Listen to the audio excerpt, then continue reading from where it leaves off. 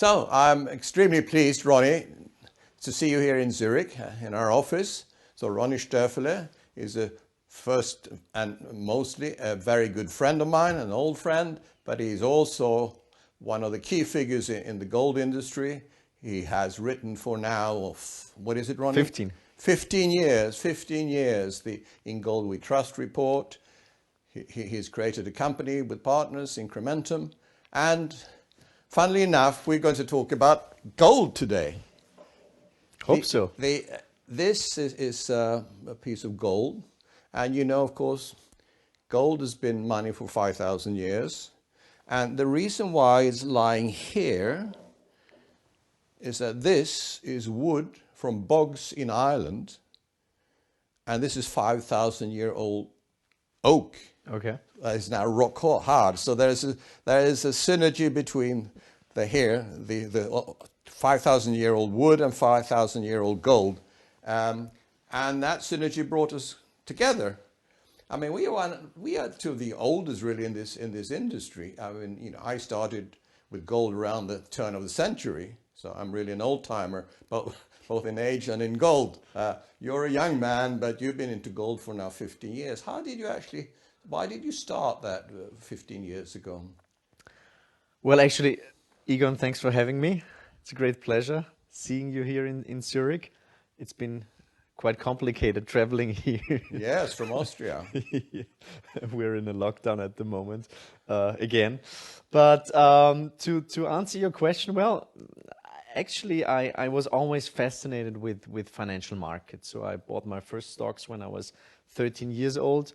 Then I went through the dot-com boom and the dot-com bust. I tried to learn more about markets, doing my studies of economics and finance. Didn't learn really too much relevant on university. And then I started at Erste Group as an analyst for Asian markets. Yes. And through a friend of mine who recommended a gold mining stock, I became interested. And this was Cisco Exploration back then. It turned out to be a 40-bagger, which is a blessing, but also a curse, because I thought, okay, it's pretty easy. Is that the only one? 40-bagger? But you know, I followed or I started reading into mining. I started reading about gold, actually, because it's not taught at all somewhere on university or in school. I found out about the Austrian School of Economics. And then I went to my boss and said, I would love to write about gold. I will do all the work on the weekends. And he said, yeah, well, go ahead. And that was basically the first In Gold We Trust report that I published at Erste Group. And then I really digged into the topic and learned more, met brilliant people, You've got to show. Here we are. In Gold We Trust report. I mean, it's just a fantastic report. 300 pages now last year. So, and this is the Bible in the gold industry today. Read by what? Almost 2 million people? Yeah. It's fantastic. Fantastic. Yeah, well, yeah, it's every year we think, well, this year perhaps write a little bit less. Yes. But then there's so much going on. And I think if you get gold, and I'm sometimes not sure if I really understand every aspect of it. Like yesterday, for example, when gold was down more than 2% for really no obvious reasons. But I think if you really want to understand gold and even make a forecast, then you realize it's about geopolitics, it's about central banking, it's about our society, it's about basically all different aspects of our life, and that's what makes it so fascinating for me, and that's why I still really love what I'm doing, and therefore I'm really grateful that I found out about gold in 2007. But at some point I felt like the vegetarian in the butchery, so I said, well, you cannot write about gold and the gold standard, about sound money, sitting in a big bank. And so I decided to set up my own company together with my dear partners. And yeah, we're now running our business since the year 2013, and I don't regret it any second. And you become really an authority in the gold market now. I mean, people around the world, if they want to learn about gold, they have to read your report. So, I mean, that's a fantastic achievement. They don't have to, but they No. should. But thank you very much. Yeah. You know, so, I mean, we came into gold not for exactly the same reasons. I wasn't writing a report in the bank, but I had my own investment business.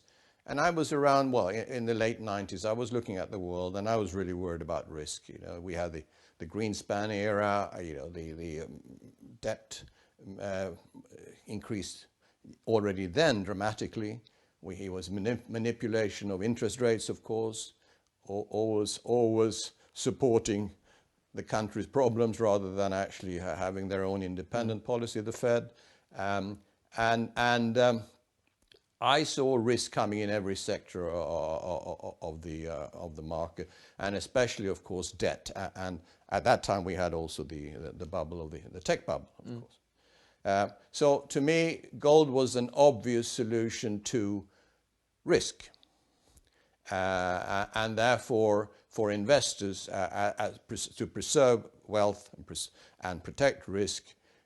We decided that physical gold was really the way to do that. And so it's not, we didn't see it as an investment. At the time, of course, around the turn of the century, gold was unloved and undervalued, and massively so at around $300. So that's why we went in for ourselves and for the investors we advised at the time into physical gold outside the banking system, fragile banking system. And then we've had the bubbles. The first bubble came in 2000, and then the second one came 6 to 9, and that continues. So we've had a series of bubbles, and this is why, in our view, the physical side of the gold market is very important to protect your wealth, whatever percentage you want to protect against that. Now, you now went into your own company with funds, etc. And you have to tell us a bit later about these funds. But so now we're in a situation. I mean, I talked about Greenspan, but every head of the Fed has to become a political animal. Greenspan, before he was at the Fed, he understood money, he understood gold. Once he started at the Fed, he didn't anymore because he wasn't allowed to. And now they only have one task, really. Officially, the Fed is supposed to be in charge of inflation, stable inflation, that is 2%, the target, and then stable employment, which is full employment, because they achieve either or neither. And now we've seen an absolute bubble in money printing. We've seen, following that, a bubble in stock market. We see bubble in all the other asset markets. So this is what we call the everything bubble. Is it stopping here, the everything bubble? Or are we going to see it getting even bigger? Where should I start? Yes, it's a difficult one. Well, I think that one of the things that, and I think the term everything bubble is really perfect, but many people miss that if we compare the current setup to previous bubbles, that back then they were limited to certain sectors, like the tech bubble, for example, while, in 2000, for example, industrial companies, they weren't extremely overvalued. They were normally priced. So it was really only this frenzy, this market mania was only in the tech space. Then 2006 to 2008, it was primarily limited to the US housing sector. Which of course led to a financial market and a banking crisis. But now you really have this bubble on a global basis and basically in every sector of our economy. It is real estate all over the world. It is equity markets all over the world. It is bond markets, by far the biggest bubble that for some reason most people kind of forget about. Then obviously you've got it in certain pockets of the market, like the art market, collectibles and so on. You've got it, of course, the whole crypto space is also a consequence of the monetary system that we are in, because actually if we had sound money, then nobody would need Bitcoin. Then actually I think nobody would be talking about gold, because gold would be the money of choice then. So I think this definitely makes it special at the moment with this everything bubble. And we also know, you know, if it's like a big balloon, of course you can continue to inflate the balloon, but then the small needle to basically how do you say, to prick the bubble, yeah, it can be a very, very, very small needle, and nobody really can forecast where the next black swan will be coming from. But I think now at the moment with tapering being started, and tapering is being started in an environment where actually most economic numbers that we follow are already coming in weaker and weaker. So they're tapering into the weakness. I think that's a very dangerous. But do you believe that? I mean, do you believe in the tapering? Are they actually tapering? I mean, on the one hand, they say they're tapering and 15 billion a month, but on the other hand, they're flooding the market with treasury bills because they're running deficits. Half of the U.S. budget it has to be borrowed every month. Yeah, of course. I mean, I think Luke Roman called it fake tapering. Yes, exactly. But it's you know, it's all about, you know, markets believing in the Federal Reserve that they can actually do it. And for some reason, most people still think that they will continue with the tapering and then they will start raising rates. Next year, some people say in May already, or at the latest in July. I would doubt that. Because we have a patient that is in constant need of some kind of injection into the arm of this drug called money. Exactly. And if they stop that, isn't that then the bubbles will implode very quickly, won't they? Yeah, I mean, we could go cold turkey, but I think that's not what politicians and central bankers want to do. And I think, you know, if we put the last year, 2020, into perspective, I think it showed us that all taboos were broken and that nobody cares about any restrictions or laws or whatever. So from my point of view, in the next crisis, whenever it starts, perhaps it's already starting with what's going on in China, I think the Federal Reserve will start buying equities. I think they will introduce some sort of a yield curve control at some point. And then I think it perhaps can still go on for a couple of more years. But we know this declining marginal utility of debt. So we always need more and more to show any effect, like the alcoholic that, you know, needs more and more to get an effect out of it. And we also know that the further we walk into this direction, the further we walk away from free market capitalism. And I think, you know, people always criticized capitalism and what's going on at the moment. Well, my reply would be that's not a capitalistic system, because failure is essential for capitalism. And last year and already 2008 showed us that that when it gets tough, basically everything is being bailed out. So yeah, long story short, I think it can continue, but it will become weirder and weirder going forward. I'm cynical, obviously, of central banks generally. I don't think they should exist. I think they actually make things a lot worse, because they create much bigger bubbles, much deeper bottoms. And I don't know of any central bank, certainly not of any Fed head, that forecasts anything accurately. They're always wrong on the market. They're always behind the curve. And therefore, they are actually creating an evil that they're trying to correct with bigger and bigger measures every time. And you know, you mentioned that the Powell was just now given a new term, because which is common for a new president to give.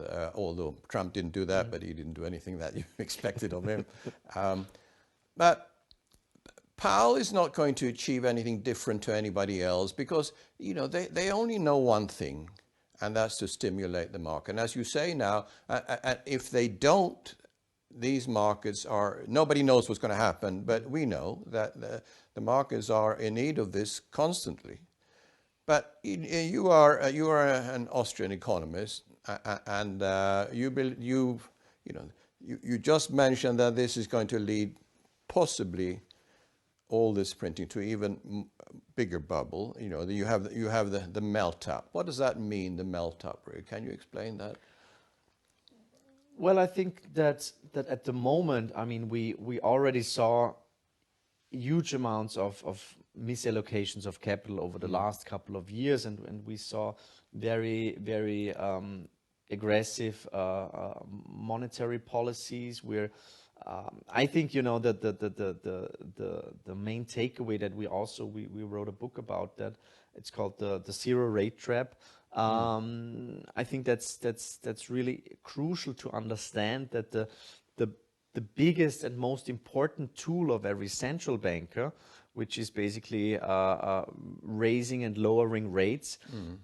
This tool isn't in the toolbox anymore, because the market is so fragile now, and you know, this over indebtedness that we not only have on the level of governments and nations, but also for private individuals, because otherwise people wouldn't be able to afford real estate. We've got it, of course, on the corporate side, and when it comes to financial institutions. And the higher the debt levels, the greater the sensitivity to rising rates. And so therefore this sensitivity is at an all-time high. So therefore I don't expect a big rate hiking cycle like the mainstream still does for some reason. Yes. But I think, Egon, this melt up that we're seeing is basically people are losing confidence in our system. I think obviously the COVID crisis was another accelerant of this development that is already happening for many years now. People are losing confidence in paper money. I think compared to last year we wrote a special report on inflation. It was called "The Boy Who Cried Wolf," and we predicted higher inflation rates. We laid out the framework how to navigate in an inflationary environment, and people were ridiculing us because back then the CPI was at 1.2%. Now it's at 6.2% in the US, so 5 percentage points higher just in 1 year. And you know, when you talk to people, I would say in the real world, you realize that inflation is a topic again. It's a big topic. In the financial world, for some reason, most people still believe what the Fed keeps telling us, that it's only transitory. Because most people don't understand inflation, you know, and coming from the Austrian school, of course, and I'm a subscriber too. We believe, or we know that inflation is created by increasing money supply and money printing. But of course, since the money printing has never reached consumer prices, or didn't reach for several years, the way they are reported, we have to add, because you know the real inflation, if you look at shadow statistics, the real inflation now is something like 15% in America, if you measure it the same way as in the 1980s. And the official one has now gone from 0 to 6%. And I wrote recently, I said, I mean, the Fed must be over the moon because they never got inflation up, and now all of a sudden they got it to 6%. So the fact that they overshot by 4%, of course, is a problem in itself. So that comes back to the fact that they can never regulate with their tools anything. And Jim Grant of the Interest Rate Observer wrote recently that the Fed is a speculator which is always on the wrong side of the market. And that's true. Yeah, but whatever they do is wrong. And therefore, now, you rightly said they can't increase interest rates. On the one hand, everybody is expecting that now because inflation is going up, and therefore now we have to get inflation down because that's our target. So either way, they lost. Because on the one hand, we have this massive bubble. We must start tapering. We start increasing interest rates. On the other hand, the economy will totally collapse if we do that. So how does the central bank solve this dilemma? Well, they haven't so far. So what do you think they should do? Well, I think it's too late. I mean, let's face it. Absolutely. Yeah. I think at some point, and it is just something that I realized from reading history and especially monetary history, there will be, let's say, a reorganization of our monetary system. You could also call it a currency reform. But if you read history, then you realize, well, actually, this is something that is pretty common. It happens every couple of decades. And then you also realize that in this transition phase, you should at least own some gold. I think this the blogger Fofo wrote, well, you actually only need one gold revaluation in a lifetime, and I think he's spot on with that. So I think that I'm not sure how long it can continue, but I think we shouldn't underestimate the creativity of politicians and central bankers. But I think at some point gold will play a monetary role again. I'm absolutely certain about that. And it's no coincidence that basically the biggest reserve of the most important central banks is still physical gold. But I think, what we're seeing now with inflation, that's basically something that we were being told for many years. For a presentation that I did recently, we collected some snippets from central bankers that kept telling us for years, inflation is too low, deflation is the big threat, we have to do more, we have to be more accommodative, more aggressive, then the deflation beast will be tackled. Well, thanks for that. You're proving my point. They haven't got a clue. I mean, none of them understands that we have created, or they have created now more money than ever in history. Just take around 2000, global debt was 100 trillion. Today is 300 trillion. Yeah. We now see exponential growth in debt. And they don't understand where it's coming from. And therefore, they obviously haven't got the tools either to do anything about this. Of course, you and I study history a lot, and we know that throughout history, not one single currency has survived except for gold. And every other currency has gone to zero without fail. Normally, at least every 100 years or so. It depends on if it's a smaller or bigger currency. So this is happening this time too. We know that most currencies are down 97, 99%, certainly since the Fed started, also since 1971. But even worse, so all currencies are down since 2000, about 85%. So it's happening, and it's happening fast. It is now going at an explosive rate. So it's only a matter of time before, as you said earlier, that this currency system is totally doomed. It is doomed already, but that it actually will collapse. The last 2-3% from the 97 to 100% loss of the value is going to happen. So now the central banks are coming up with the central bank digital currencies. All of them, the BIS also, the paper after paper being issued. It's clearly going to come. in my view, it's not going to be, I mean, it's one country at a time. We're not going to have a global central currency. It's not going to work. But they're definitely going to come out with this.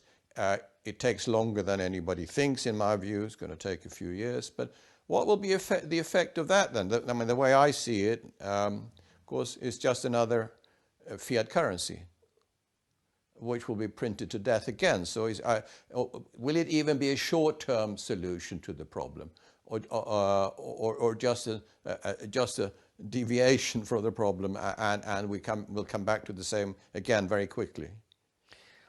Well, first of all, I think that central bankers, they love kind of fancy, sophisticated words and abbreviations. So quantitative easing, everybody thought when we heard it the first time, well, that sounds sophisticated, yeah. And now in Japan, it's QQE, it's quantitative and qualitative easing, yeah. And then you've got TLTRO and whatever. And I think with CBDCs, I mean, that sounds really sophisticated. Central bank digital currencies. So is it perhaps a bit similar like Bitcoin, which is doing so well? Well, of course, it's actually quite the opposite, because it's centralized. Yeah, it's got nothing to do with the main ideas that the creator of Bitcoin had, and he obviously understood gold and the consequences of our monetary system, of inflationism and so on. But I think if we take one step back, Egon, I think that this crisis showed us, and I think that many people don't realize it yet, that fiscal policy is now really taking over. Yeah. So perhaps we should focus less on what the central banks do and more what politicians do. And if you know how politicians work, actually they don't like giving up power. And I think they saw last year that actually, they can do whatever they want. They can close everything down. They can create enormous amounts of debts without basically any real consequences. And I think they have got this hubris that they can fine-tune the economic cycle. So I think that going forward, every time the economy tends to go slightly weaker, they will come up with new fiscal stimulus. They will come up with new infrastructure packages, whatever. So we are already in this MMT-style world that 2 years ago, that was really for only very left-wing economists, but now this is really mainstream. Stuff like MMT, like helicopter money, like universal basic income. This is not a theory anymore. This is really coming into practice. And I think that CBDCs are the next stage. So basically, economists see, well, numbers are coming in weaker and weaker. People don't consume enough. So Egon gets on his Federal Reserve or ECB or Swiss National Bank wallet, whatever you want to have. Egon gets a couple of thousand. Can I give you my number? Yes. So a couple of thousand Swiss francs, British pound, whatever. But then you have to spend it. You have to spend it quickly. And perhaps at some point, if Egon was criticizing the government, then perhaps he won't get as many digital dollars, Swiss francs, whatever, like other people. Yeah. Who knows? But I think it will really be used to fine-tune the cycle. But I mean, let's face it, we don't have a cycle anymore, because in a normal cycle, the recession is an important part of. But I think that politicians and central bankers, they really want to avoid any recessionary downturn, and CBDCs will be the weapon of choice.